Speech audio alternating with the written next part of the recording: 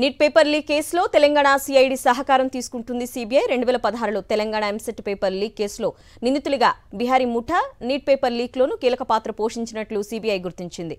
2 కేసులకు పొంతన ఉండడంతో సిఐడి నుంచి వివరాలు తీసుకుంటోంది సిబిఐ. ఎంసెట్ కేసులో 200 మందికి పైగా విద్యార్థులకు ముందే పేపర్ లీక్ చేసింది బిహారీ గ్యాంగ్. ఇప్పుడు నీట్ పరీక్షల్లోనూ ఇదే విధానాన్ని అవలంబించింది బిహారీ ముఠా. గతంలో ఎంసెట్ పేపర్ లీకేజ్ కేసు నిందితుల వివరాల కోసం సిఐడిని అడిగింది సిబిఐ.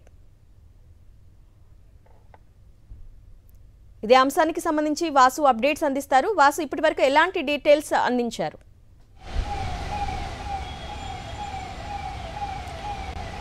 దేశవ్యాప్తంగా సంచలనం రేపుతున్నటువంటి వ్యవహారం నీట్ పేపర్ లీకేజ్. ఈ కేసు సంబంధించి కూడా సిబిఐ అధికారులు తెలంగాణ సిఐడిని ఆశ్రయించారు. ఎందుకంటే 2016లో ఎంసెట్ పేపర్ లీకేజీకి సంబంధించినటువంటి వ్యవహారంలో కూడా ఇప్పుడు నీట్ పేపర్ లీకేజ్ సంబంధించి కూడా పోలికలు సరిగా ఉన్నాయి. సేమ్ బిహారీ ముఠా ఈ యొక్క ఎంసెట్ పేపర్ లీకేజ్ సంబంధించి గతంలో చేసింది. ఈ కేసులో పలువురిని అరెస్ట్ చేశారు.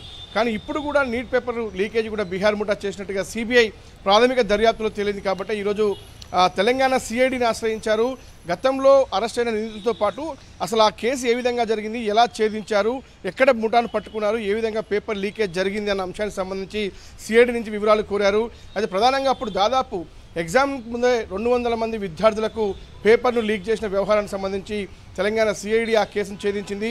కానీ ఇప్పుడు బిహార్ ముఠాకు సంబంధించి అప్పుడు అరెస్ట్ అయిన ముఠాకు ఇప్పుడు నీట్ పేపర్ లీకేజ్ చేసిన ముఠాకు ఏమైనా దగ్గరి సంబంధాలు ఉన్నాయా, అదే ముఠానే చేసిందా అన్న అంశానికి సంబంధించి అయితే, ఎందుకంటే గతంలో ప్రింటింగ్ ప్రెస్ నుంచి కూడా ఎక్కడ పేపర్ తయారవుతుంది, ఎక్కడ ముద్రిస్తున్నారు, ఆ ముద్రణా యంత్రాలయం నుంచి కూడా పేపర్ లీక్ చేసిన వ్యవహారానికి సంబంధించి ఆ తరహాలోనే ఈ పేపర్ లీకేజ్ జరిగిందా? ఎందుకంటే ఒక రాజకీయ చర్చ జరుగుతోంది.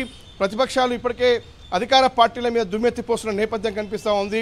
దేశవ్యాప్తంగా సంచలనం కలిగించినటువంటి నీట్ పేపర్ లీకేజ్ వ్యవహారానికి సంబంధించి కూడా సిబిఐ దర్యాప్తు చేస్తున్న నేపథ్యంలో తెలంగాణ పోలీసులను ఆశ్రయించడం ఇది ఒక సంచలనంగా మారింది.